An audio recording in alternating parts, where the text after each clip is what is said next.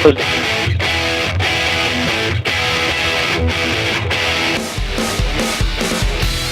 to Cincinnati Soccer Talk, powered by FC Cincinnati supporters. Get in touch, soccer fans. Email us at cincysoccertalk@spmt.tv. Now, here is your host, Nick Suberling.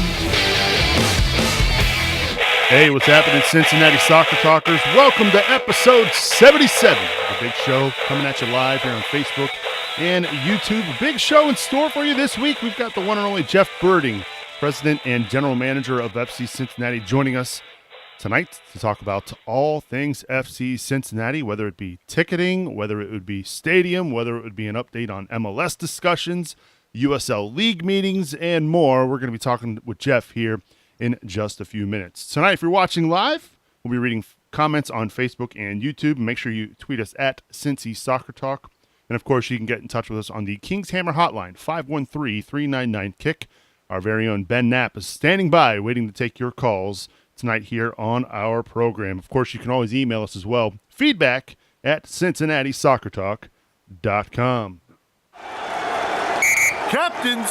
Hey, we got an episode captain this week. Congratulations to Tom Niehaus. Tom, you're wearing the armband for this episode of Cincinnati Soccer Talk.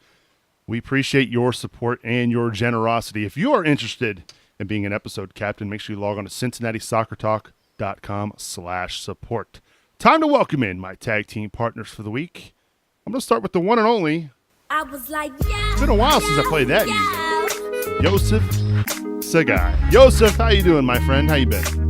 I've been great. It was good seeing you this weekend, Nick. It's always a pleasure, and excited to talk about what happened last week and what's going to be coming up this week. So it'll be a good show. Yeah, it was good seeing you. We had a little Cincinnati Soccer Talk cookout over at Brad Weigel's house, which I'm sure we will be discussing all things that occurred there. But it was good seeing you as well, Yosef. Not only there at Brad's house, but at the game too. So good to hear from you. Looking forward to getting your take on what exactly occurred Saturday night at Nippert Stadium. Boston Brazil also joining us back this week. Of course, we coordinated our shirts tonight. Boston, welcome. Hey, Subs, glad to be back. Hey, I don't know what happened today. I got on FC Cincinnati's website. I typed in 999 in every single section, pressed buy, and everything broke. Yeah.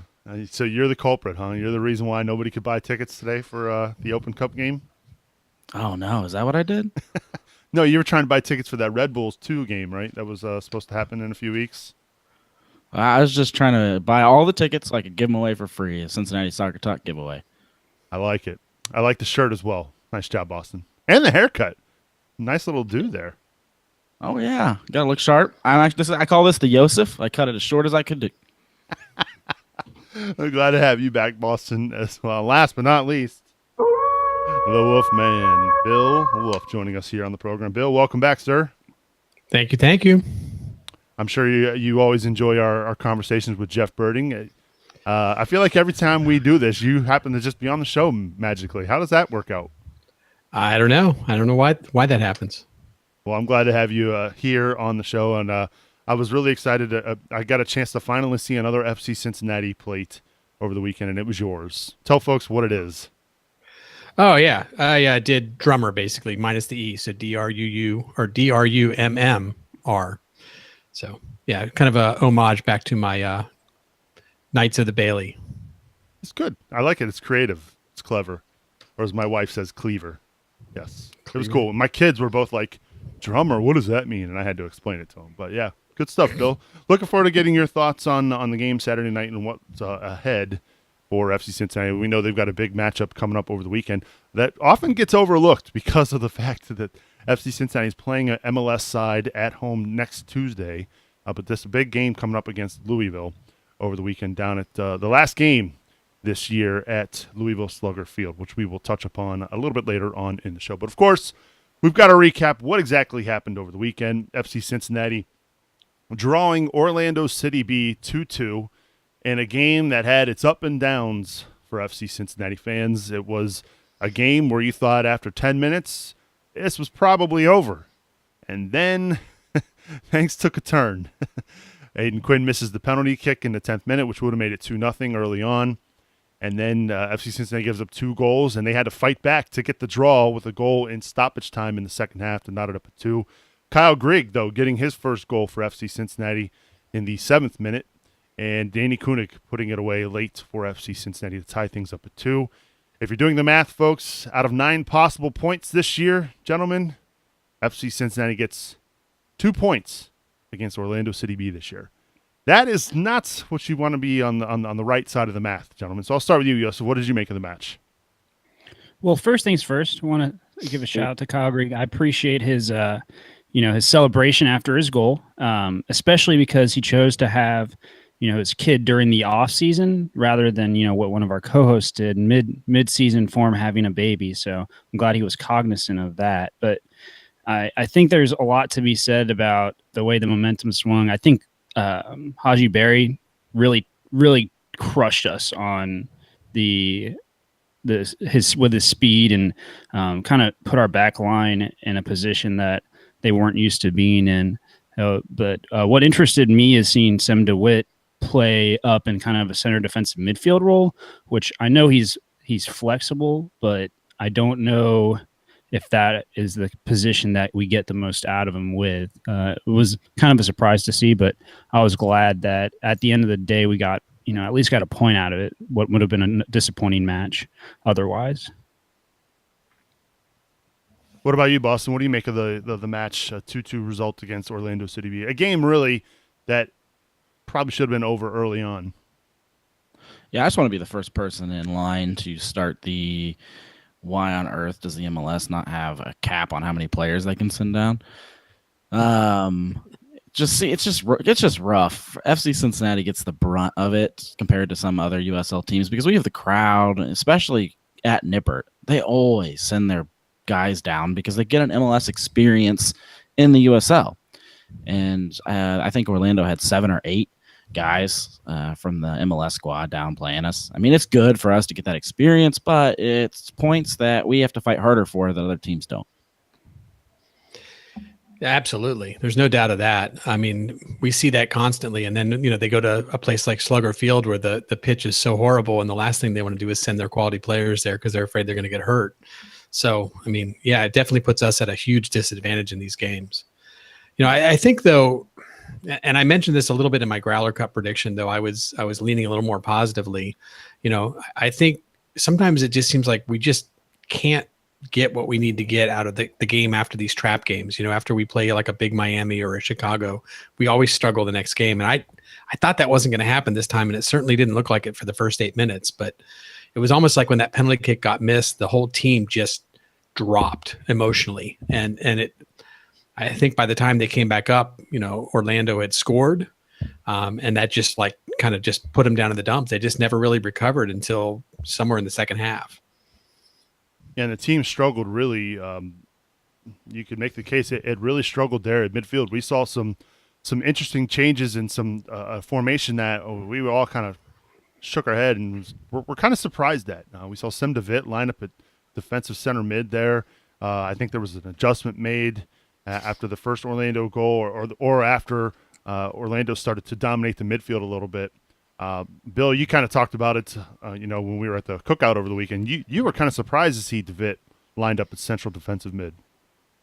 Yeah, I think, at the time I was just maybe caught aback by how quickly he moved up there. And then later, I kind of revisited it in my brain and I realized, they did line up with a 3-4-3, I think, with the idea of having Sem as that center defender, like we saw with him down in Miami, which worked really well. But, he moved up into like a CDM, a holding mid, basically pretty quick. And I was just kind of like, what is he doing? He's all over the place. It didn't make any sense to me until I finally figured out they were more into like a 4-2-3-1 type of formation, and he was holding that that position with Quinn in the back. And I think Sem's a talented player. I like him. I think he's probably one of those players who can play a lot of places. But for sure, for me, just watching him on the pitch, he seems more natural, more comfortable in that back line, in that center role. So. What did you guys make of that? I mean, Yosef, again, We know you can't play Kenny Walker every game. You can't play, Danny Koenig every game. But, the midfield really kind of struggled there midway through that first half, and it cost them. It really did. I thought it would have been a good opportunity to see a young Marco Dominguez because I think in the limited opportunities that he's had playing for this team, he's really impressed me. He can be that kind of center defensive, I don't want to call him a bruiser, but that kind of player that can hold down the midfield. And he's also very capable of, contributing offensively when he gets his opportunities. I really enjoyed him in Chicago. I thought he played his heart out, and I'm surprised we haven't seen him get more time because he's one of the few players who though we don't have a whole lot of tape on him, he hasn't shown me anything that leads me to believe that, I'm not saying he should be a starter, but I think in these kind of games where we're needing to rest players, especially because I believe the two, at least one of the two central midfielders did get some playing time against Miami. I know. So I think if we're going to rotate all the way. And then, we brought Kenny on towards the end for, as a sub to get the minutes that we could out of him without really overspending. And let's not forget that it wasn't too long ago Kenny Walker came back from an injury. So we don't want to overrun him and then not have him fresh for playoff time, or for, Red Bulls. But I'm Marco's the one I would have thought would get the playing time if we're going to, have, rather than have Sem play a position that he hasn't been as consistently enrolled in. I agree. I actually think I'm not sure that was the plan. I don't think Sem was planned to be there. I think, because of the fact that we had limited subs and we didn't want to just say, okay, we need to make a change and start pulling people out, putting Marco in or something. We just said, well, let's adjust what we had. So Sem ended up moving forward, and it was just kind of odd to see. I mean, it was like not what we expected. It wasn't the position we expected him to line up in. So I wanted to just cut in and interrupt you guys real quick. Anyone that is listening to us, if you're paying attention to us and not Twitter, FC Cincinnati is live with their ticket portal again, and it's officially up and ready to buy. Okay. All right. So Kyle Grigg over the weekend, Boston, gets a chance to get a start for FC Cincinnati, and he played well. I mean, he scored the goal, a great cross into the box. He headed it home, drew the penalty, really had a golden opportunity to make it 2-0, had a chance there in the second half. Boehner with a great cross across the face of goal that nobody could get to. And I thought Grigg played well for somebody who's really new to the club. Yeah, I was impressed. Great start for the forward. And, he's really going to be a great addition. It looks like GB's going to be in and out. And then Koenig, we just haven't yet seen to be able to get 90 minutes straight from him. And I don't know if you want to, honestly. I mean, Koenig is a great guy to bring in at the end of games or start at the beginning of games. And fitness just wears out because he gives it his all. I think having this star-studded backup lineups of strikers is great for the club. And I really like the celebration too with the soccer ball underneath his shirt. Obviously, and it's a shame our photographers didn't get a picture of it because he was actually asking for it.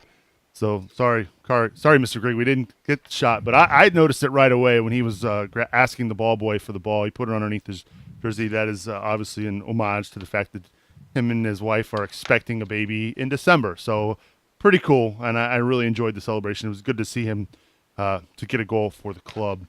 But let's talk about this.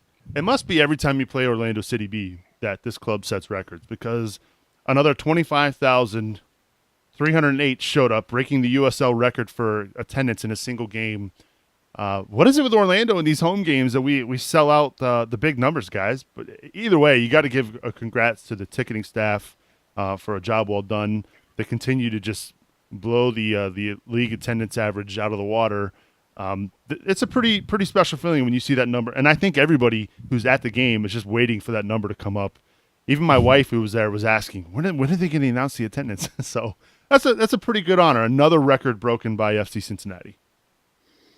Yeah, it's great.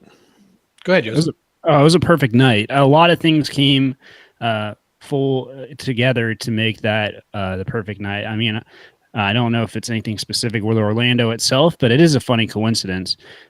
I think, first of all, the incredible momentum that Miami came from the Miami game, meant most people, I shouldn't say nobody, Bill was there, right? Most people couldn't be there. But they watched it on TV, they heard the news, and they wanted to, if they haven't gone enough, experience that. It was a beautiful day out. I mean, weather, you couldn't have asked for better weather. And that coupled with being towards the end of the season and people starting to realize, I think we have 3 home games left, one of which is, 4, I guess, with Red Bulls, but 2 of which in that case are weekday games. People wanted to capitalize on that before the season goes out. I'm just thankful we equalized because, I mean, as much as a win would have been okay, I would have not really been as fond of all of these articles that say, well, and it's a 1-2 loss, FC Cincinnati breaks attendance record. Rather, looks a lot better. A late equalizer to save a point, and then couple that with the attendance record, it kind of made everything a little bit better, the pill a little bit easier to swallow, and things easier to celebrate. And I was honestly just glad to see that the team fought back, especially the momentum that they had in the first 10 minutes, and then to get down like they did. They never quit. They never gave up. That shows what Coach Koch has really instilled in these guys. It's, you're never out of this ball game. So to fight back, to get the draw late in front of a record crowd, as you also said, is a big deal. And we're glad that you're right. It does make for a much better headline rather than setting it in a loss. I agree with that 100%. We're going to be joined by Jeff Berding from FC Cincinnati here in just a minute. But first, we want to remind everybody about the U.S. Open Cup ticket giveaway that OhioMemories.com is putting on. For those of you who don't know what Ohio Memories is, it's an awesome T-shirt website. We're working with them. We're partnering with them. They made these awesome Hell is Real T-shirts that Boston and I are sporting tonight.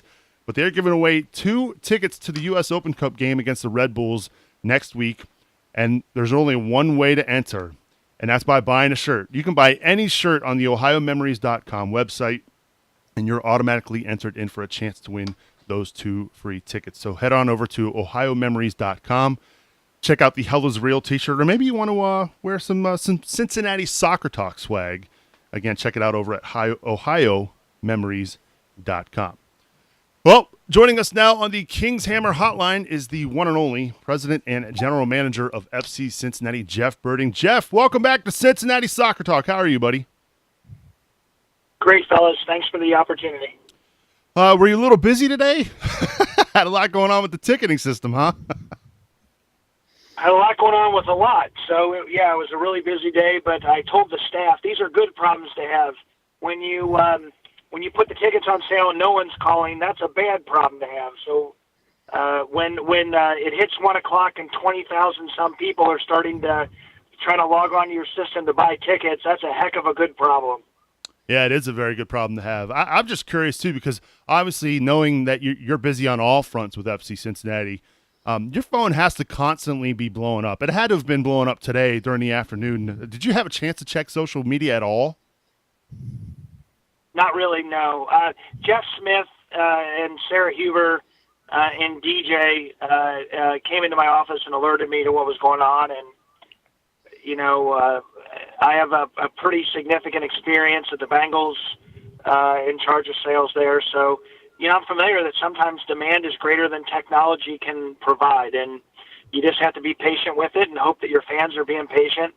I promise you that before the Miami game, Jeff Smith had worked with Glittner and said, if we win this game, the demand's going to be extraordinary. And we had every level of confidence from Glittner that everything would work according to plan, and the demand was just far bigger what they anticipated, and it created a lot of challenges. But we certainly appreciate people's interest, their support, their patience.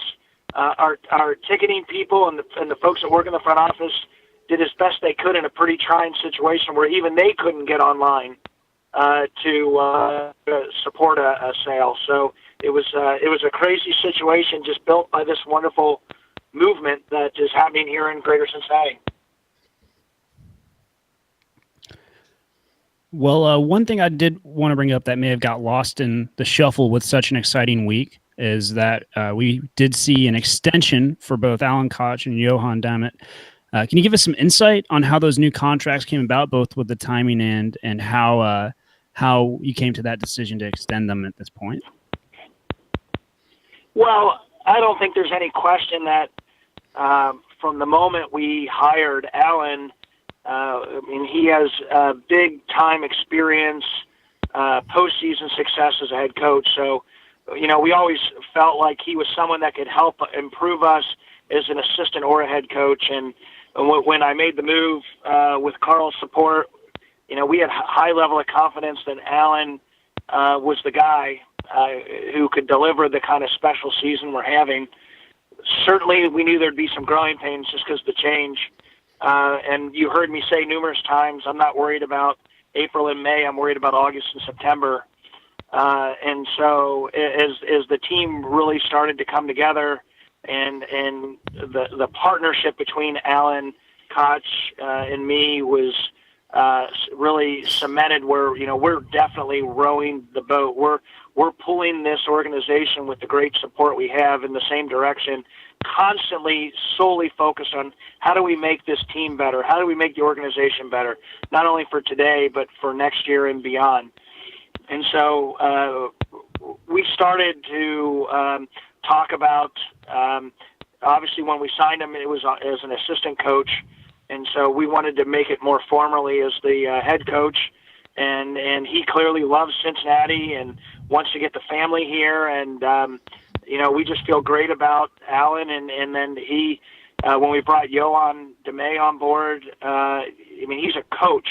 The scouting reports, the technical training, all the teaching that we do, he's an enormous part of it. So we understand fully that we're FC Cincinnati, we're headed in the right direction, not only in the front office, but from a soccer point of view. And the level of continuity, that I was familiar with at the Bengals with Marvin Lewis is something I would love to have with Alan. And, we just feel thrilled that he's as equally committed to Cincinnati. So, Jeff, we had a question online, it looks like. I'll just read it to you. This is from Connor. They said, last year we sold 35,061 tickets for Crystal Palace.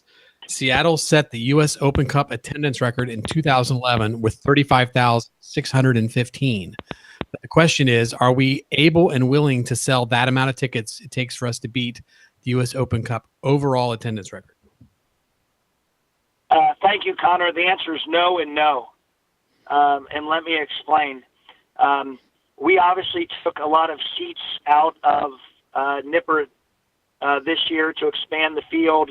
The notches in the southeast and southwest corners went up about 8 rows.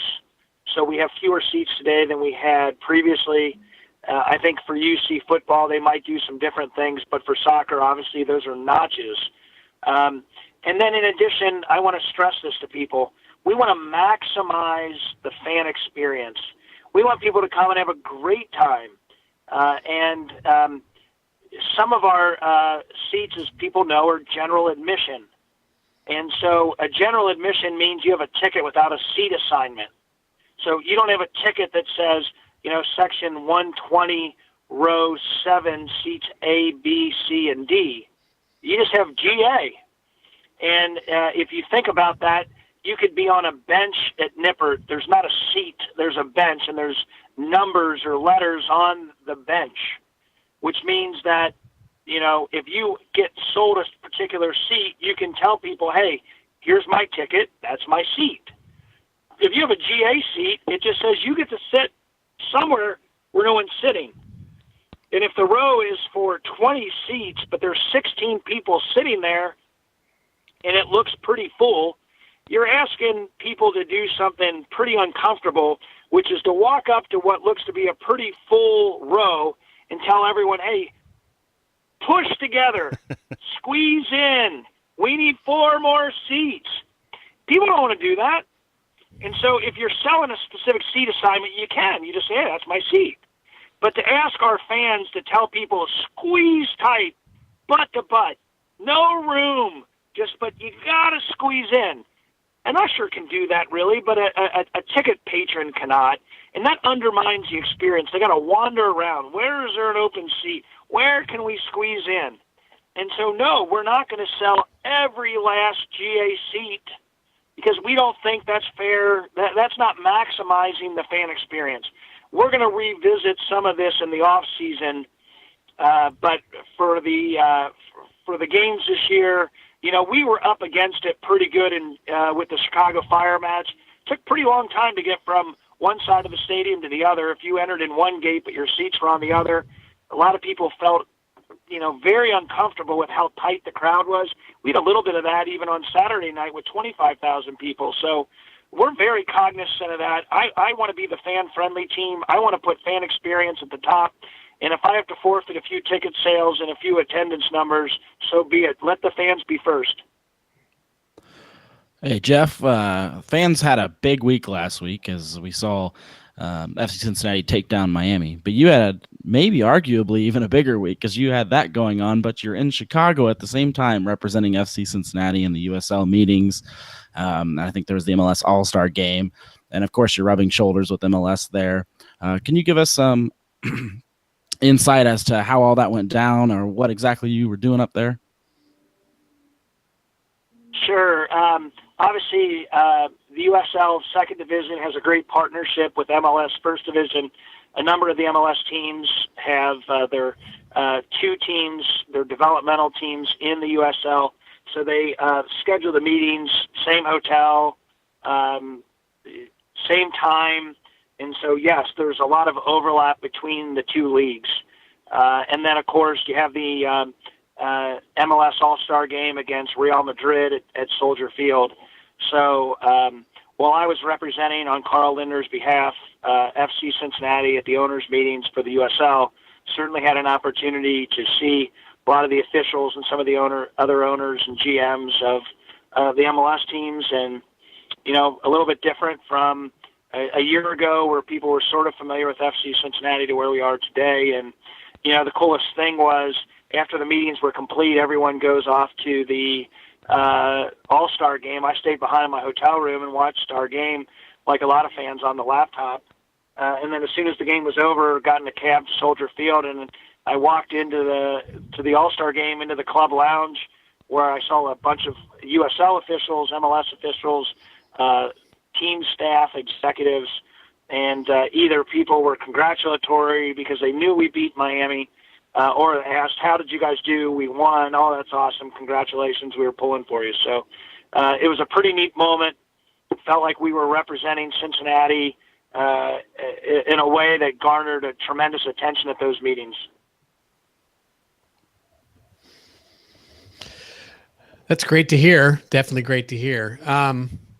So I guess, obviously you had a lot of USL meetings, not just, going in and kind of getting congratulated and patted on the back by MLS, but during the USL meetings, I guess they must have been talking a little bit about some of the changes to the season. So we've heard that they're adding a couple matches to the 2018 season. So there'll be, more games, or another home game for USL.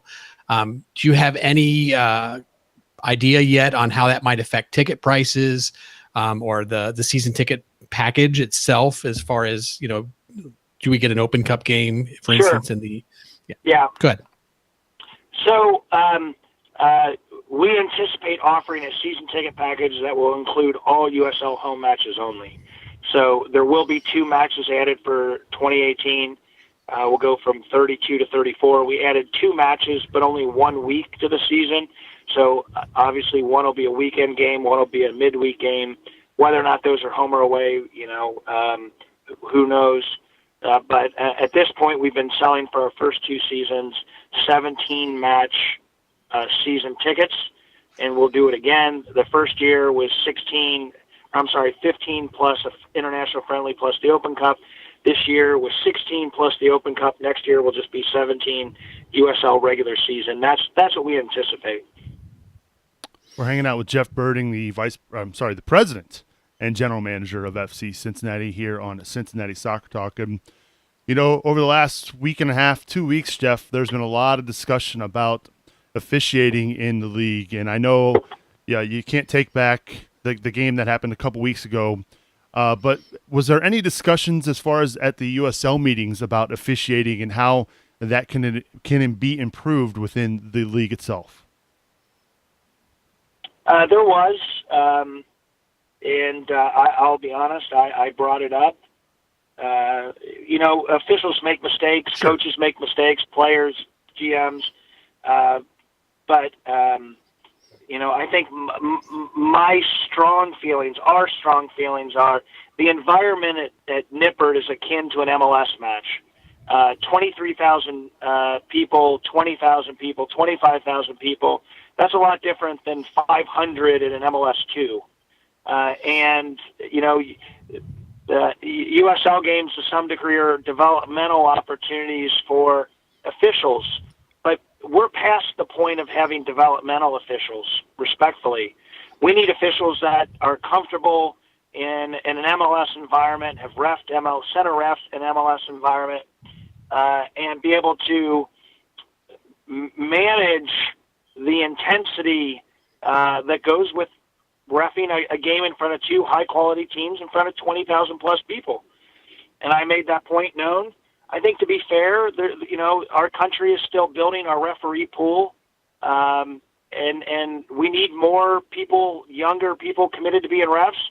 And at some point down the road, we'll have a bigger pool of MLS-level officials, pro-level officials, and on down the line. But certainly was not singling out any particular referee. My point was solely two things. One, we need to expand the quality, the experience level of referees against Central Cincinnati, because the environment's completely different than any other team in the league. We're almost on average double Sacramento and 5 times the league average.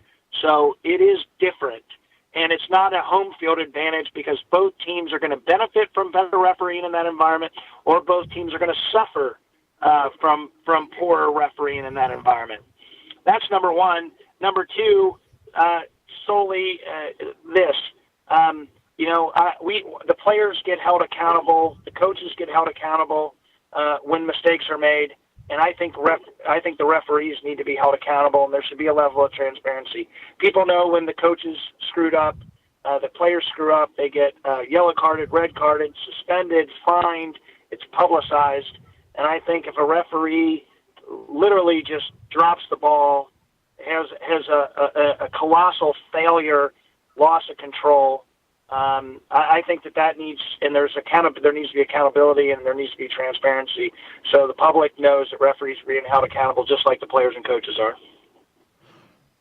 Alongside that, I know the MLS has fully adopted VAR. Is there any plan in place for the USL to follow or to implement it on a greater level than they do now? They're going to continue to test VAR for MLS. I would anticipate there will be VAR in 2018. We really didn't talk about that too much at the meetings. All right, so changing topic just a little bit on you, Jeff. I know you're a guy who's got a lot of balls in the air right now. So I know you're dealing with a lot of things on a lot of fronts, and one of your top priorities, and has been for a while, has been the new stadium that would be built if we would get the MLS bid. So could you maybe give us a little bit of an update on how that's going as far as talking to Cincinnati and the situation in Newport as well? Yeah, we continue to vet the sites. We're making some good progress on what I'll call site planning. The people in both Newport, Northern Kentucky, our developer partner there, as well as with the city of Cincinnati, and the Cincinnati developers we're talking to have been terrific. We feel like we have 3 winning sites. We continue to talk about stadium financing, look at different opportunities. We don't have a formal plan to bring to the public for their consideration yet. I will tell you, I feel very confident we're going to pull off a stadium plan that will allow us to go to the MLS fully compliant with the application requirements to win a franchise. And, I think the neat thing is that, again, part of what's beautiful about soccer is it's organic. And I know a lot of our supporters have formed a group, Build It Here. They have a Facebook page. They've worked to be active. I've heard that they're on radio and whatnot. And I give them credit because that's our supporters supporting the movement, saying that that they want to be engaged in this conversation and the future of the Cincinnati. What they're doing is separate from FC Cincinnati, but it shows a level of grassroots support for building our stadium in Cincinnati. I know they have a Facebook page, Build It Here FCC. They have an online petition. So, I encourage people listening, to the extent that they're interested in this discussion, they should check it out. Maybe like the page, sign the petition. But, this doesn't have to be just the team, just the front office. This is our club. It's collectively owned by all of us, and it's our future, and we should strive together to realize the best future we can create for Cincinnati. Yeah, we've heard from the Build It Here folks here quite a bit. They've been on our show a couple different times here to talk about their movement, and yeah, I agree with you 100%. People should go check it out. You were with a lot of MLS brass last week at the All-Star game. Have you gotten, not that you would reveal it here, Jeff, of course, but did you get any kind of inkling, any kind of update on where your application stands? Well, I've said all along, you can just look at it as a pretty straightforward matter. Ownership group, we're going to raise $250 million, led by the Lindner family and the Farmer family, so that certainly meets the criteria. Level of support for soccer, professional soccer in the community, well, there's no question we're by far number one there. We feel strongly that the market, while it's not the biggest market, certainly when you look at the greater area, Dayton, Lexington, Louisville, it certainly has the wherewithal to be a market that can support growth in the MLS. And so the last thing is the stadium. And I've said many times, we're pretty bullish that we're going to figure it out. And when you put all those things together, I don't know any reason why Cincinnati wouldn't be chosen. We're humble about it. We certainly respect the fact that it's MLS owners and the league office that will make that decision. And we love the USL. It gave us our opportunity. We want to win a league championship starting this year. But obviously, we're aspirational. It's an aspirational league. We have aspirational ownership, and if we can get to MLS and put our city of Cincinnati in front of 170 countries worldwide during the telecast, of course we want to seize that opportunity for our city. So also, you mentioned Build It Here is related to the movement to get the stadium in Hamilton County, Cincinnati. Recently, there was also a group of business leaders who spoke out quite boldly, saying that they thought that the city should work with you guys and try to bring it here to Cincinnati. Can you maybe talk a little bit about them? The Cincinnati Business Committee, which is pretty much our Fortune 500 companies and leading business institutions, did send a letter to the mayor and to the county commission stating that, with this FC Cincinnati's MLS bid should be a top-level community priority, and calling on the elected officials to help figure out a public-private partnership to build the stadium, to meet the application criteria, and win a franchise. And the letter spoke to that the Reds and the Bengals are key community priorities, and there's other priorities, whether it be an arena or other things. But this one's timely. This one needs to get done now. And hopefully the elected officials understand that this isn't just a sports thing. It's an economic development thing. It's a job thing, and they help get it done. Yeah, these are companies like Procter and Gamble and GE and large companies within this community that see the value in what you're doing. So I would hope that would carry some merit. You hope so. So we had a fan question from Bill Grandesco, Jeff. It was kind of discussing. Essentially, the question is: when hosting MLS clubs like Columbus, like Chicago, and upcoming New York, of course, those organizations seem excited to come here and experience our environment in the way other opponents at the league and international friendly level have or do? Or do they treat it similar 100%. to any other? No, it's been great. The players on the other clubs compare it to we're in Orlando City or some of the other top supporter environment. MLS franchises, the front office, the owners, the GMs, we build good relations with. I saw the GM of Chicago Fire up there at the meetings, and he wished us good luck, said, hey, we're pulling for you. You guys are first class.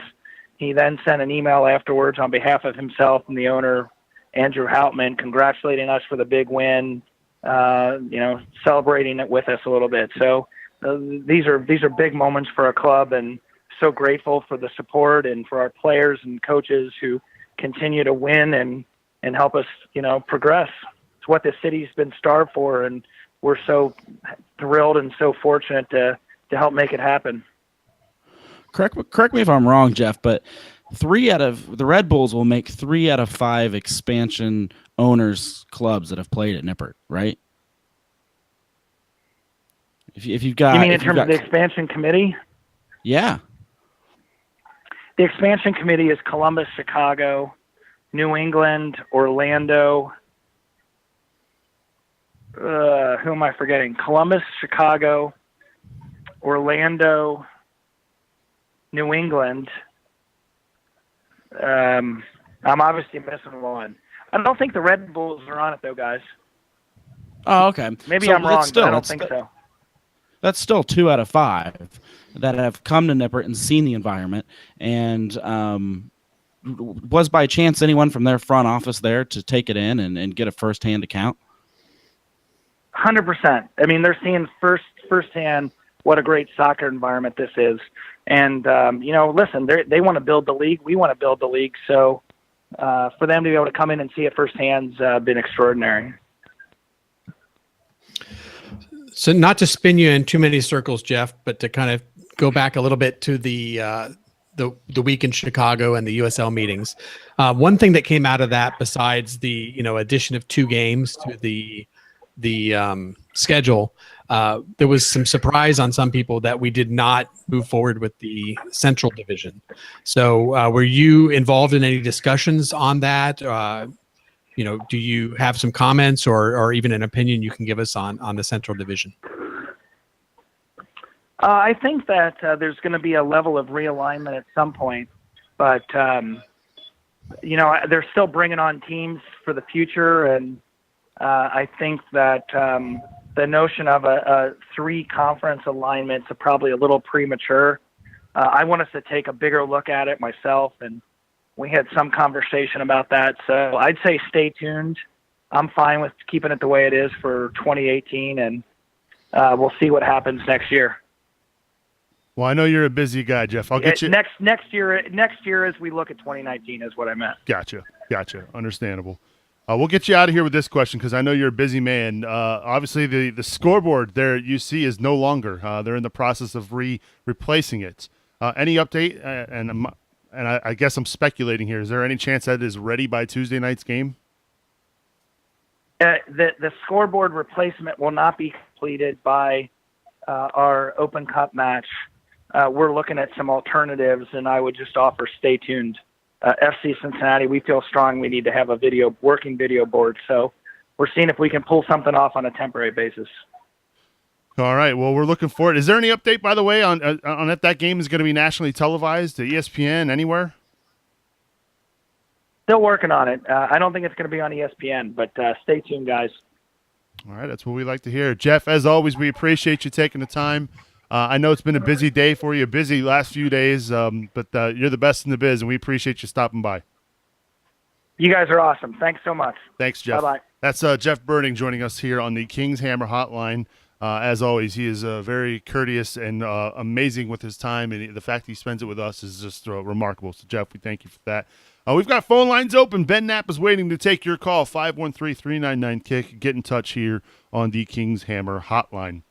So, obviously, there at the end, we talked about the scoreboard that has been officially removed and that it is actually just an empty space right now. I haven't seen an update as far as where things stand today, but not going to be operational for the Open Cup game on Tuesday night for the Red Bulls. But it should be a big upgrade, and I'm sure all parties involved are really looking forward to the new scoreboard. What else you guys think? I mean, the fact that the game, it sounds like there's going to be a TV deal in place for Tuesday night, so folks are going to be able to watch it, whether it's on ESPN, whether it could potentially be on Fox Sports 1. They air a lot of soccer games as well. Maybe locally as far as Channel 12 or something like that. But it was good to hear that.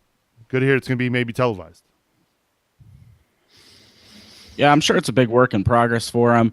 I think ESPN has some kind of an agreement with U.S. Soccer, right? So maybe they had first dibs and turned it down because they had something else. But I'm glad that the club's pushing for it, and it just helps FC Cincinnati get out there more and more and more. There's a lot of MLS clubs that are cheering for us at this point. Definitely New York City is going to be cheering for us at this point. They're the fans of the New York City Football Club. But we will – I think we just need to take this growth and keep building. Love to see it on TV, as well as streaming, of course. Yeah, as far as for me, because if it's on Channel 12, I'm kind of hosed up here where I live. It'll probably be – every game's been streamed on ussoccer.com already. My guess is that will be the case also. So, again, we've got phone lines open if you want to get in touch, 513-399-KICK. Let's welcome in an old friend of the show who we haven't heard from in quite some time, the one and only Olivia. Olivia, welcome back to Cincinnati Soccer Talk. How are you? Boys, I tell you what, I think your lines got crossed. Oh, it ain't Olivia. It's your old pal Bill Grandesto. Hi, Bill. How you been, buddy? I've been good. I'll tell you what, I don't know who that new guy is working them switchboards, but he ain't doing that great. You might want to send him down to a Louisville podcast to get some training. Oh, what's on your mind, Bill? Well, first things first, I want to talk about, what is more consistent? What is more? Hang on, boys. I'm sorry. I'm trying to eat KFC at the same time, and I'm getting chicken grease all over my fingers. What is more reliable than the FC Cincinnati ticketing website? What's that, Bill? You can rely more on James O'Connor complaining. Because I tell you what, boys, that moron is about to be doing that this weekend. What? I don't even know what it's going to be yet. We're gonna win that match. We're gonna have more orange and blue in that stadium than there are purple and gold or whatever the hell they're wearing. And I'll tell you what, did you know that their kit sponsor, GE Appliances, is actually foreign owned? I thought we were making America great again, but apparently Louisville City don't want to chip in. Yeah, I guess that is the case, Bill. Yeah, one other thing I want to address, I'm watching here live on the Facebook, and Joseph didn't ask my full question. I appreciate him. He asked part of it, but he didn't ask my full question. And one of the questions that got ignored is I wanted to ask Jeff Berding if what kind of bathroom and concession improvements will be brought to the new stadium in Newport. Because I tell you what, I've been getting them sausages and chicken fingers at Nippert, and it don't sit so well. I end up having to go use the restroom. The only thing available is a porta potty. So how are we going to improve that with the new stadium? Oh, boy. Yeah. Well, the new stadium obviously is going to be probably going to have some more bathrooms, probably going to have some better concessions. Maybe are you a big fan of Skyline, Bill? I'm a Gold Star man myself. Okay. Oh, man. Wow. Hey, boys, that's the only thing they serve in the Bengals stadium. I'll tell you what, the Bengals are team number one. Coming up soon, we got a new season. Y'all ready? What's that? Have you been down there at those preseason practices? No, I am not allowed in Paul Brown Stadium. Why is that, Bill? It's a story I'd be more than happy to tell y'all, but unfortunately, I don't think it's appropriate for this family-friendly podcast. Good, I appreciate that. I'm gonna pass on. I'm gonna pass on that. But I do want to talk about the stadium a little bit, and I got a way to settle this once and for all. Now, you got the business community involved, and there's guys out there signing petitions. But I'll tell you what, I got 4 letters for you. Ready? Here we go. WEBN. Okay. And let me throw it at you like this. So every year, the WEBN fireworks are the greatest event all year long. You got your Christmas, you got your Hanukkah, and I'll tell you what, nothing compares to those WEBN fireworks. Lighting up on the river, slamming down some Miller Lights or Coors, whatever your preference may be, getting hammered, turning it up, having a good time, blaring that Kid Rock, supporting America, and watching them fireworks. And every year, WEBN, when you tune in on the radio, they ask us, all right, which side can be louder? Let me hear it from the Ohio side. You hear a little bit of yelling from those wimps over there. Then let me hear it from the Kentucky side. And boy, we bring it loud. So this year, I say WEBN, they're going to ask, which side wants the stadium more? And I tell you what, boys, over there, we're going to be yelling even louder. # build it there. All right, Bill. Hey, we appreciate you calling in. I'm sure you got to run off somewhere, right? Yeah, I do. Thanks for having me. I just want to say God bless. And if you can get them Waggle boys back on soon, I tell you what, you guys are really missing something because I don't really much care for Joseph or Boston Braves. So give me some Waggles back. I appreciate that you left me out of that, Bill. Take care, Bill. Yeah, well, you're a fake Bill. Oh! Take care. There it is. At least you got the howl in there. Bill Grandisto joining us here on Cincinnati Soccer Talk. Now, I think we're going to actually have the real Olivia joining us here on the program. Olivia, welcome back to Cincinnati Soccer Talk. How are you? I'm good. How are you guys? I'm doing well. It's good to hear your voice. It's been a while. It has. So what's on your mind? Today, it's clearly been a long time since I've called in. And the biggest thing on my mind, clearly, as is everyone's right now, is the U.S. Open Cup. And I honestly don't think I've called in since, we really got going in the U.S. Open. So just how it's gotten to where it is now. I was at the Crew game. I unfortunately had to miss the Chicago game because I was on my way to Wyoming with my grandparents. I did watch it in Nebraska on ESPN, and it was pretty great. And just how we're about to play the New York Red Bulls in the freaking semifinals, that's nuts. Just how do we get here, It is pretty crazy. Coach Koch, you got to give him a lot of credit. He's, the fact that he took over this team the way he did late in the preseason, and he's got these guys up for these big games, and it's all started from a defensive standpoint. I mean, when you got the goalkeeping prowess of Mitch Hildebrandt, who is stopping everything that's coming his way, to the front 3 or 4 that have been playing in front of him. They have that mentality of we're not going to give anything up, and we're going to just beat you on the counterattack or maybe score on a set piece, and it's working. And these teams from MLS, these top teams from NASL, they just haven't been able to figure it out, and which is good for us. The stars have certainly aligned, Olivia. I don't know if this is even duplicable, if you know what I mean. I don't know if next year we could duplicate this. It seems unlikely. It seems like this year is just our year, and Alan has, as Sub said, he's found the formula out, and it's just been a magical ride. If you're a fan, just take a second to step back and enjoy it. Drink it in, because it doesn't get any better than this.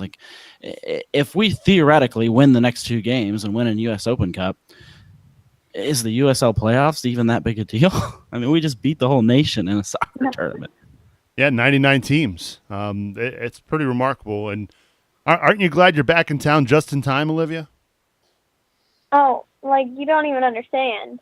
I've missed 2 games this season, and one of them was the worst game I ever could have missed. But I am very glad I'm back. Well, we're glad you're back, and we're glad that you're back even calling in here on this show. All right, Olivia, take care. We'll talk to you again real soon. You too. That's Olivia, an old friend of the program, giving us a call here on the Kings Hammer Hotline. We do have phone lines open, 513-399-KICK, if you want to get in touch with us here on the Kings Hammer Hotline. We'll talk a little bit coming up about Streamergate Part 2 coming up, maybe, as FC Cincinnati heads down the road to take on Louisville City FC. We all know what happened the last time FC Cincinnati were there. They won in a game that was, marred by streamers, by fans throwing and littering on Slugger Field. Oh, let's go back to the Kings Hammer Hotline now. We welcome in a good friend of the show, Chris W. Chris Weimer, what's up, buddy? How are you? I'm good. How about you? I'm doing good. Hold on, let me go off speakerphone. All right, what's on your mind, buddy? Hey, I just want to tell everybody that's on the bus for the Bastards this weekend. We're having a party starting at noon. But if you're not riding the bus and you still want us to bring beer and stuff for you, Bucketheads will sell you a pass for $25 for all you can drink beer and food in the parking lot. Say that So let me know if you need a pass. Just to clarify, for this weekend. Go ahead, boss.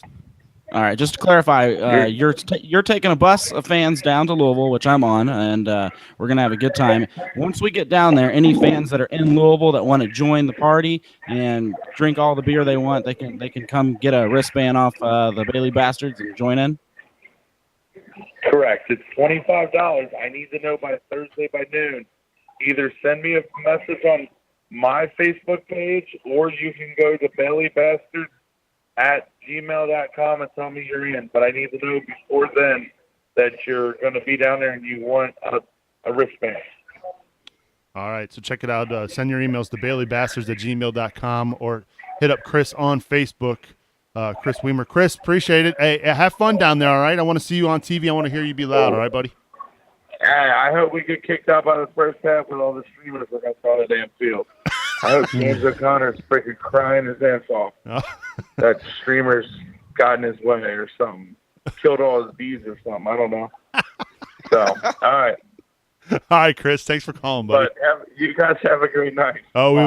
we will. That's Chris Weimer Bye. from the Bailey Bastards joining us here on the program. Let's also welcome in, let's go back to the phones, and Daniel joining us here on the Kings Hammer Hotline. Daniel, what's going on? Hey, guys, listen up. So this will be my last time calling in for a while. What's the formation tomorrow, this weekend, and who do you think is going to be in the group, or who's going to be in the lineup, and what is your overall total look at what do you think the final score of the game is? Because I'm curious to know. Well, before I answer your question, why is this the last time you're calling in for a while? Oh, so you didn't hear? Did you not read my Facebook post that I'm going to be going back to school? Are you in school at 9 o'clock at night? No, yeah, I will be until 10:30 at night. Oh, wow, that's a late night. Okay, well then that's a legit excuse, Daniel. I'll let that slide. Congrats on going back to school. As far as the lineup goes, my guess is we're going to see probably JB start because he can't play Tuesday night against the Red Bulls. So he's going to play, obviously, because he's very fresh after not playing over against Orlando. You're probably not going to see Kenny Walker play. My guess is you probably won't see Corbin Bone play. You're going to see a lot of guys not play. That's just my opinion Saturday night because they want them fresh and ready for the Red Bulls. What do you guys think about that? I agree 100% with Jibby. I mean, he didn't play last week due to the suspension, and then not available Tuesday. It's going to be interesting to see is how I think the center backs are played, because I would want to see, especially with I know they have a full week of rest. However, do we really know if they're willing to run out Harrison Delbridge and Austin Berry? That's me. I'm on the phone with him. Well, yeah, and we can hear you, man. They really want to run out Harrison Delbridge and Austin Berry with such a short turnaround, considering the minutes they've already logged this year. That'd be my main question, because we have some flexibility in the midfield.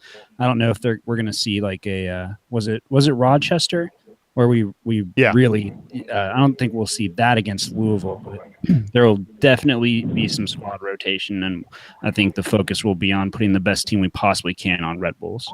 Yeah, my guess is maybe we'll even see Marco Dominguez play this weekend, guys. That's just a prediction of mine. Daniel, best of luck in school, and hopefully we'll hear from you again soon. All right, buddy?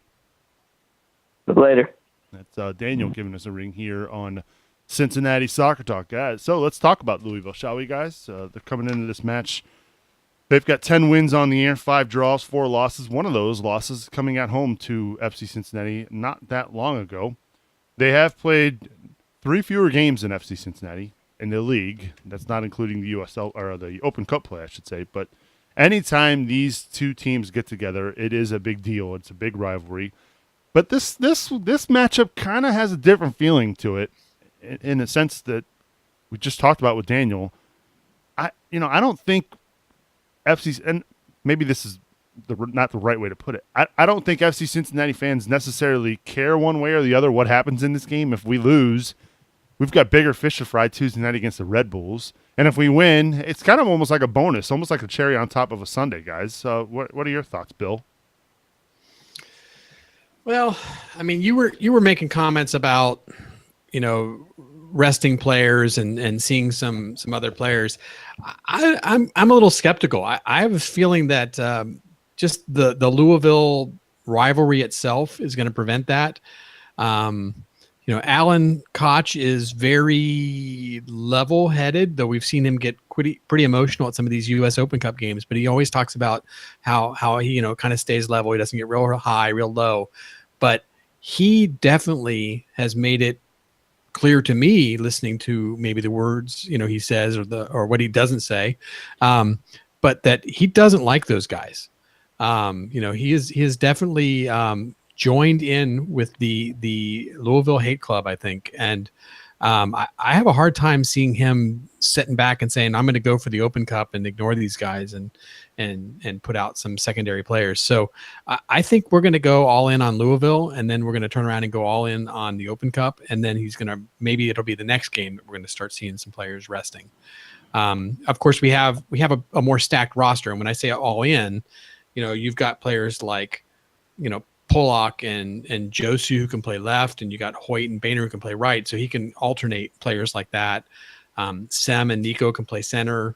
So, to me, all of those are alternatives. And of course, we've got 3 strikers up top too. So, I think he can still kind of go all in and still rotate those players through pretty successfully. So I think we'll be happy with the lineup. And I think too, the fact that Hoyt didn't play against Orlando over the weekend was kind of a big signal that he's going to be playing against Louisville. So that to me is a big indicator there. I think obviously GB is going to have to play because you're going to want to rest Gree and Koenig if possible.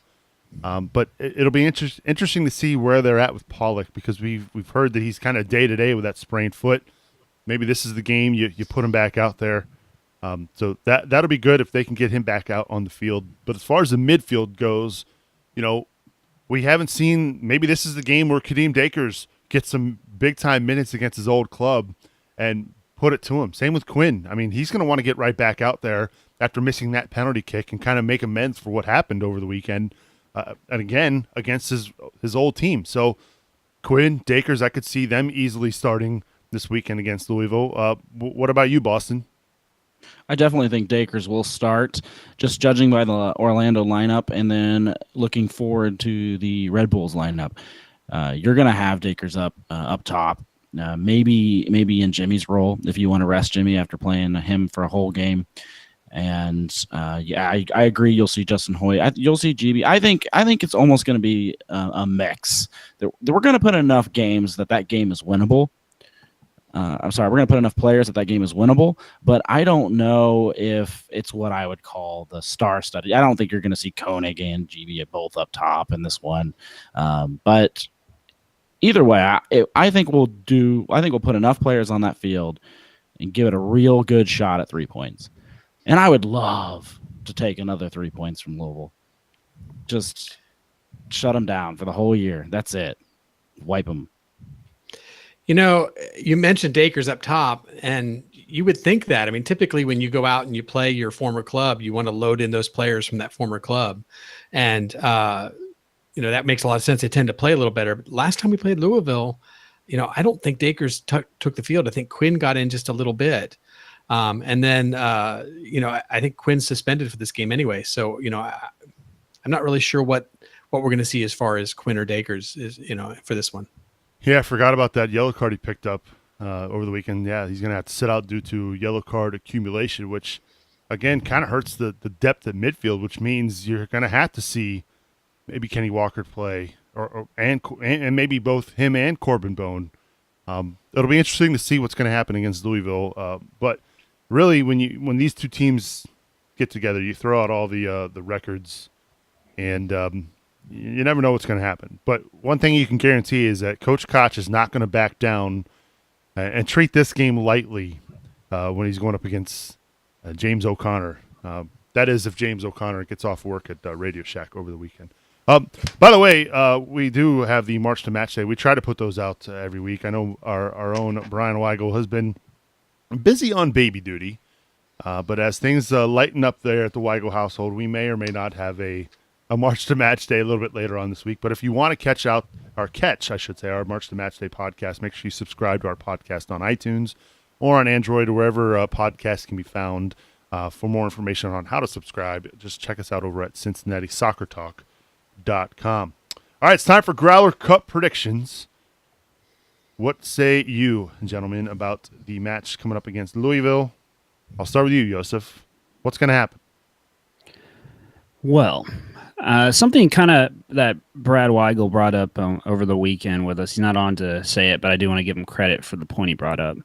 I think something that has been lost this year is that we have a couple of guys in Koenig and GB and Grieg in the limited time that we've seen has shown sparks of this, that have the touch to put the ball in the back of the net.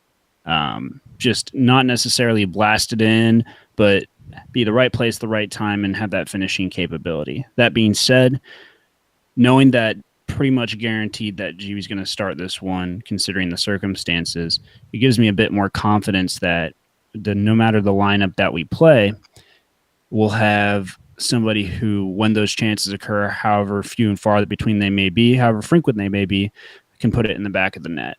So with a lot of speculation about the lineup that we've done, I want to go.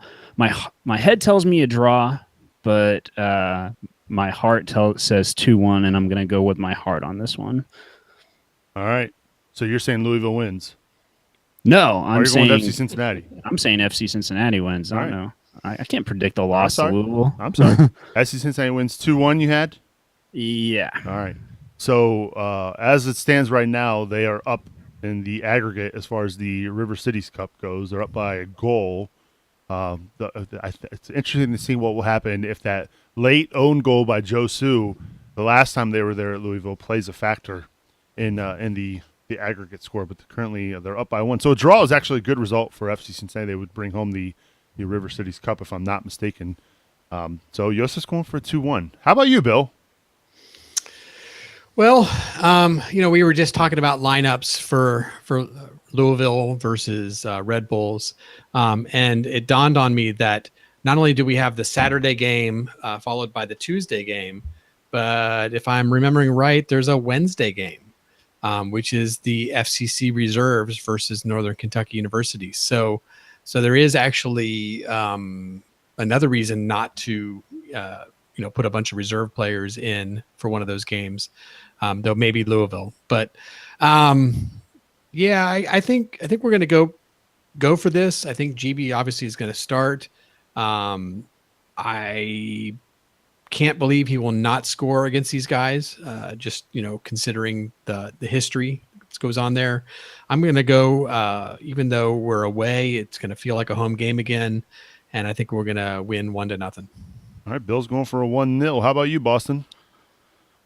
Oh, man. I don't like these guys, Zoobs.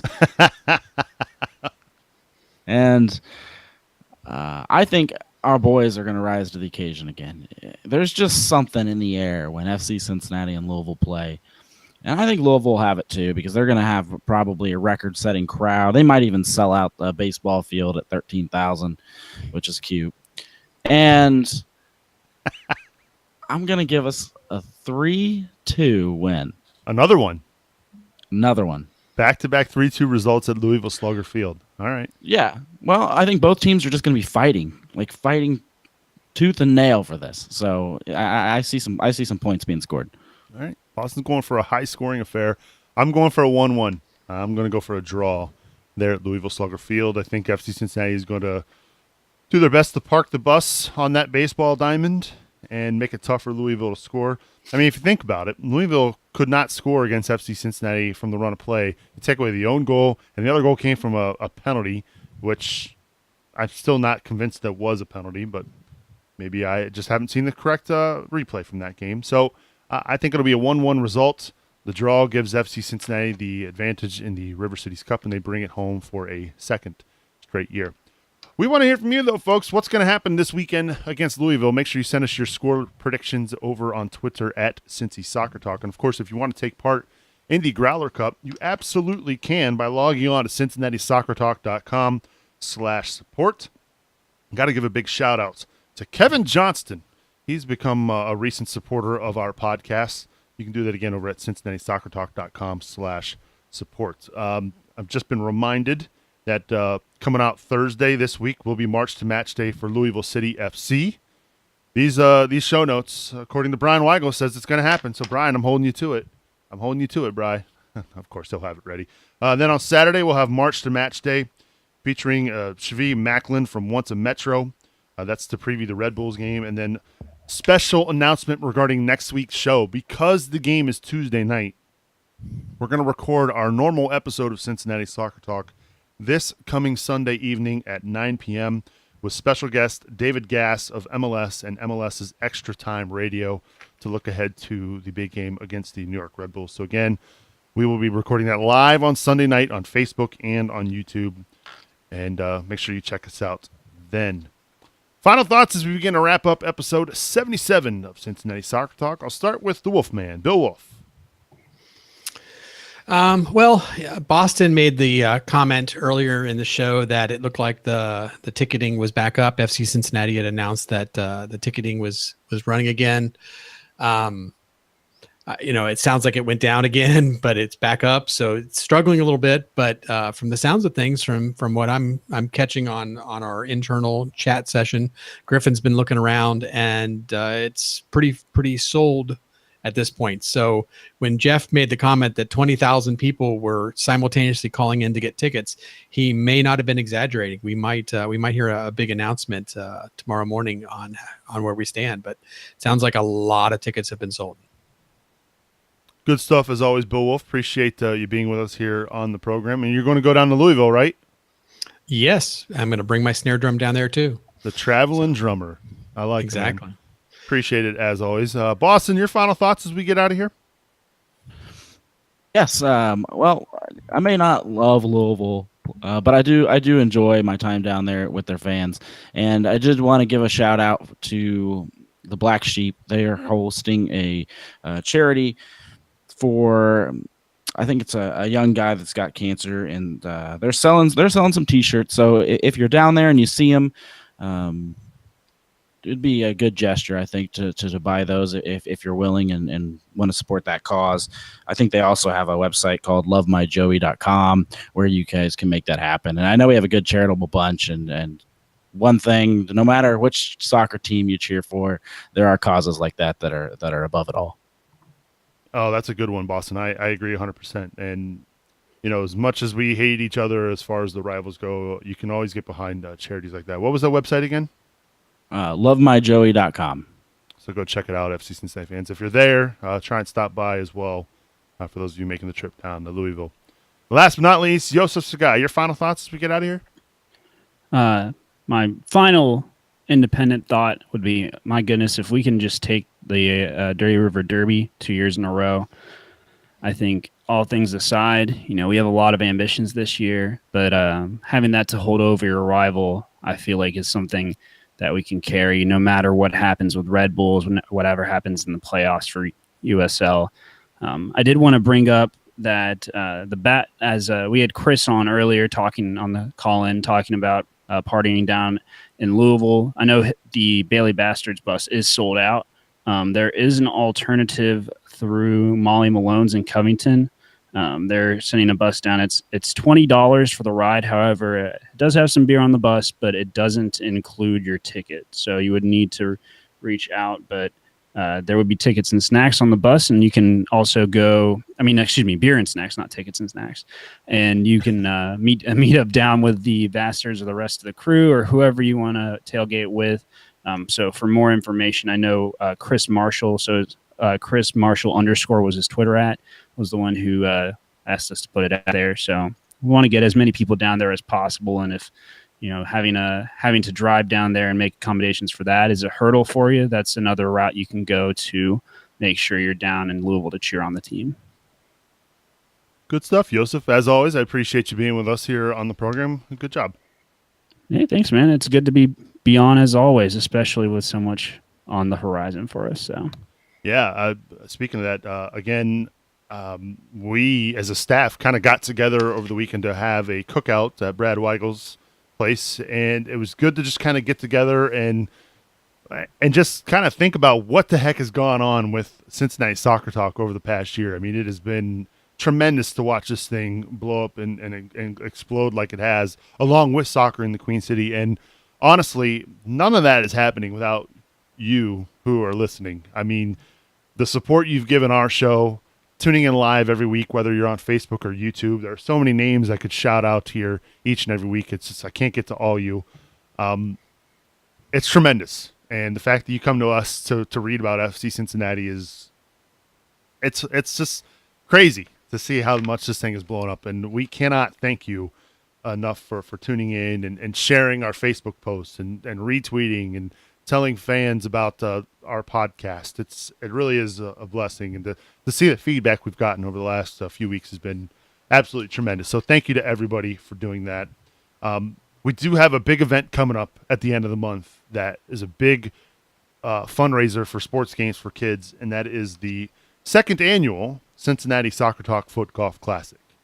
For those of you who are listening to the show, if you use special code podcast at checking out over at our website, cincinnati-soccertalk.com/footgolf, you get 10% off your registration fees. So again, use promo code podcast to log on to cincinnati-soccertalk.com/footgolf. Get your foursomes together. It's a good time. It's at Woodland Golf Course coming up on August 26th. And there's an event afterwards where we'll have food and beer, and it's going to be a good time. So check it out, cincinnati-soccertalk.com/footgolf. Again, my thanks to episode captain Tom Niehaus. Tom, thank you for wearing the armband on such a special episode of Cincinnati Soccer Talk. We do appreciate you doing that. All right, it's time to get out of here. Episode 77 is in the can. My thanks to Bill Wolf, Boston Brazil, Ben Knapp, and Yosef Sagai for joining me this week here on the podcast. I'm Subes, reminding you to watch your tackles, and we will catch up with you Sunday night.